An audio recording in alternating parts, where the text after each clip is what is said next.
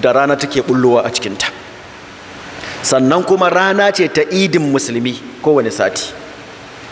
Sannan a wannan ranar ta juma'a alƙiyama za ta tashi.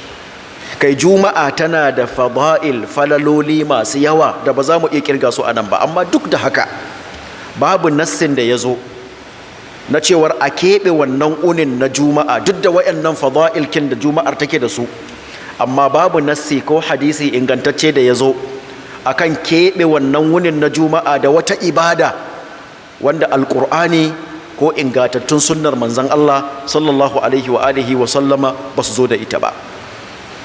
Saboda akwai hadisi da al-Imam Muslim ya fitar. Al-Imam Muslim ya fitar da hadisi daga manzon Allah sallallahu alaihi wa alihi wa sallam. A cikin hadisin annabi yake cewa kar ku keɓe wunin juma'a, ai la takhtassu lailatal jumu'a, kar ku keɓe daren juma'a bi qiyamin da wata tsayuwa ta sallah ko nafila min bainil layali a tsakanin sauran dararraki. Haka yace wala takhussu yawmal jumu'ati bi siyamin, kar ku keɓe wunin juma'a da wani azumi na musamman.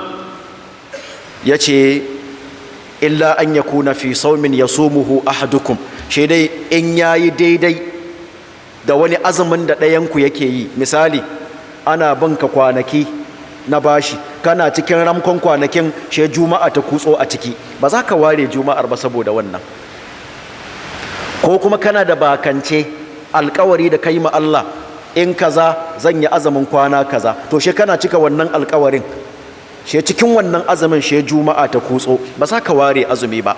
To a irin wannan matakin annabi ya ce shi dai nan kadai, amma saboda juma'a wuni ne mai falala, wuni ne mai daraja, she ka keɓe shi kaɗai, she ka azumce shi. Annabi ya ce kar ku yi haka.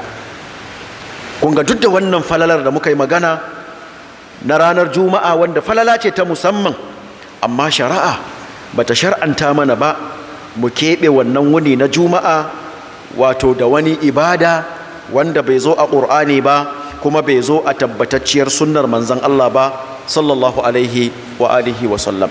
Don haka a takaice wannan wuni ne kamar dukkan sauran wunannaki. Haka daren daidai yake da dukkan sauran dararraki. Ibadan da ka saba a koyaushe za ka ci gaba daidai, ba za ka kudurta a cikin rayuwarka ba cewar wannan wunin yana da wata falala ta musamman banda sauran wunannaki, ko kuma daren yana da wata miza akan sauran dararraki. Haka abu na biyu, akwai hadisi da muka karanta a waccan khutuba ta satin da ya gabata cewar annabi sallallahu alaihi wa alihi wa sallam ya ce daga bakin yau, ma'ana idan sha'ban ya raba tsakiya babu azumi kuma shikenan. Cewar annabi ya ce idan sha'ban ya raba tsakiya to fala tasumu hatta ramadan, kar ku sake azumi kuma shikenan, shi kuma jiran watan ramadan.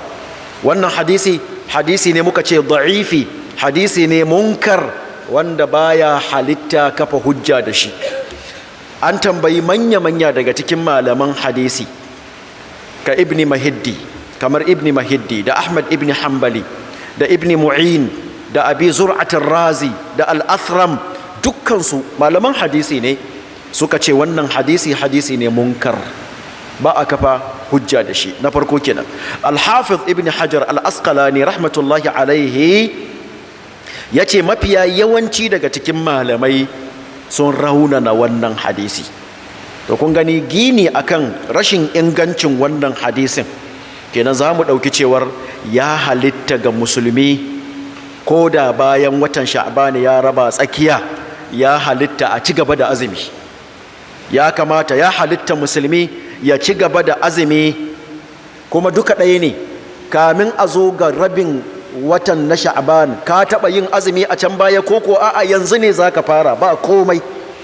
In ka yi a baya ka ci gaba a yanzu ba laifi, in ba ka yi a baya ba yanzu ka yi har zuwa ƙarshe babu laifin komai, saboda rashin ingancin hadisin da ya ce ba a yi. Kuma akan wannan ra'ayin ne mafiya yawanci wato daga cikin alfuqaha kamar hanafiya, malikiya, hanabila, al-zahira da yawa daga cikin malaman shafi'iyya duka sun tafi akan wannan. Don haka watan sha'ban wata ne da ake so ga baki ɗaya ka san falalarsa, ba ka keɓe wani wuni daban ko kuma wani dare na daban ba. Sannan kuma ka zamo mai jajircewa wajen ayyukan alkhairi, saboda Ramadan ya zo ya same ka tsundum cikin ayyukan alkhairi. Ana cewa an ga watan Ramadan, to kai ci gaba kawai za ka yi, saboda dama ka riga ka saba. Allah Ubangiji ya karɓa mana baki ɗaya. Allah Ubangiji ya karfafa imaninmu, ya ba mu ikon aikata ayyuka waɗanda yake so kuma ya yadda da su. Bukatunmu na alkhairi ga baki ɗaya Allah ya biya mana, na sharri Allah ya musanya mana su da mafi alkhairi. Biyanmu waɗanda suke kwance a gida ko a asibiti, ya Allah ka san abin da suke fama da shi.